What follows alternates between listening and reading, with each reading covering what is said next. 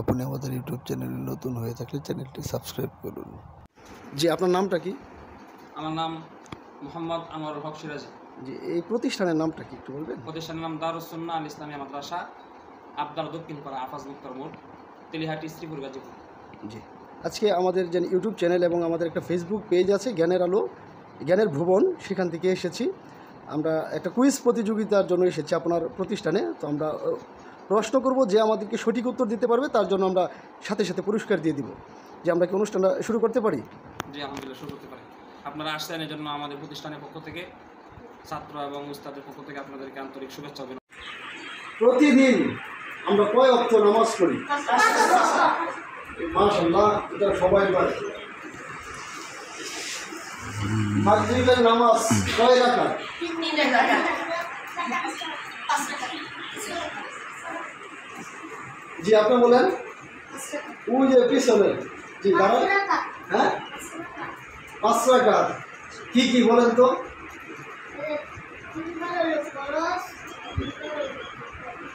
সুন্নত বাদ দিলেন কেন?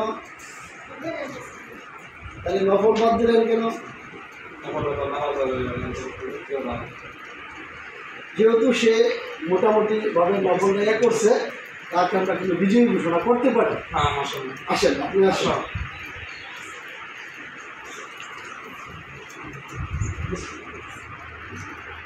জি, আপনার নাম কি? আপনার নাম কি? সামিউল। সামিউলের জন্য আমরা একটা আতর দিব। মাশাআল্লাহ। সবাই একটু মাশাআল্লাহ বলি।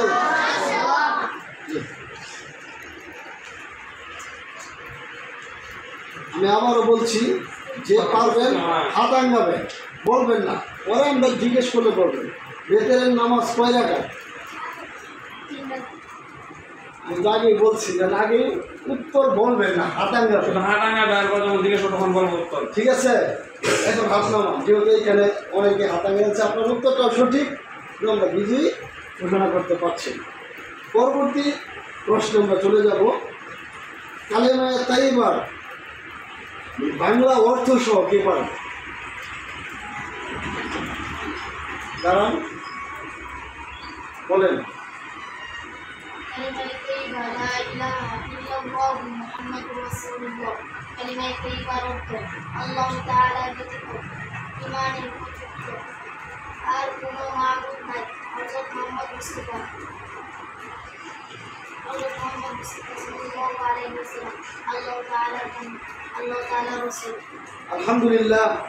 আসেন, আপনি এদিকে আসেন।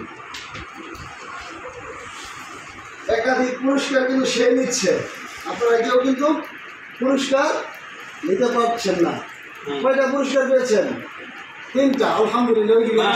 কয়টা পুরস্কার পেয়েছেন? 3টা। ফাবিআই আলা ইরাব্বিকুমা তুকাজ্জিবান, এটা কোন সূরার আয়াত? আচ্ছা, বাংলা অর্থ কে পারেন? এটার বাংলা অর্থটা কে পারেন? কেউ পারেন না? কেউ পারেন না? আচ্ছা, যেহেতু কেউ পারে না, আমরা পরবর্তী প্রশ্নে চলে যাই। আমাদের মোট কয়জন খলিফা রয়েছে?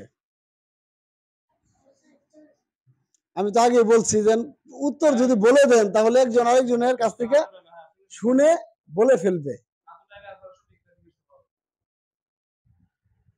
পবিত্র কোরআনে মহিলাকে নিয়ে একটা সূরা নাজিল হয়েছে, সূরাটার নাম কি? আমি আগেই বলেছি যে উত্তর বলবেন না, উত্তর বলে তো অন্যরা শুনে ফেলবে। এখন হাত আঙ্গাইছে 3 জন, আমরা কাউকে বিজয়ী ঘোষণা করতে পারছি না, পুরস্কার নিতে পারছেন না। আলিফ লাম মিম এর অর্থ কি কেউ বলতে পারেন? কোন সূরার শুরুতে আলিফ লাম মিম রয়েছে? অনেকে হাত আঙ্গাইছে। যে আপনি বলেন। সূরাতুল বাকারা। আলহামদুলিল্লাহ, অনেকে হাত আঙ্গাইছে, আমরা বিজয়ী ঘোষণা করতে পারছি না। আপনি বসেন, পরবর্তী প্রশ্নে আমরা চলে যাচ্ছি। পরবর্তী প্রশ্ন করব।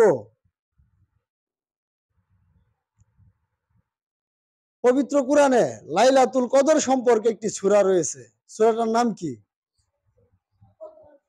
কদর। কে পারেন? সবাই? আলহামদুলিল্লাহ, সবাই যেহেতু পারে সেজন্য আমরা এটাও বিজয়ী ঘোষণা করতে পারছেন। আমরা পরবর্তী প্রশ্নে চলে যাচ্ছি। কে কে পুরস্কার নিতে নিতে কে রাজি আছেন?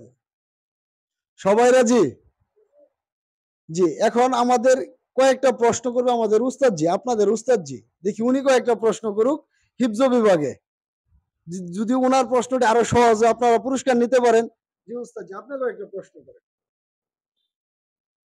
ইসলামের প্রথম 4 জন খলিফার নাম কি? জি, আপনি বলেন।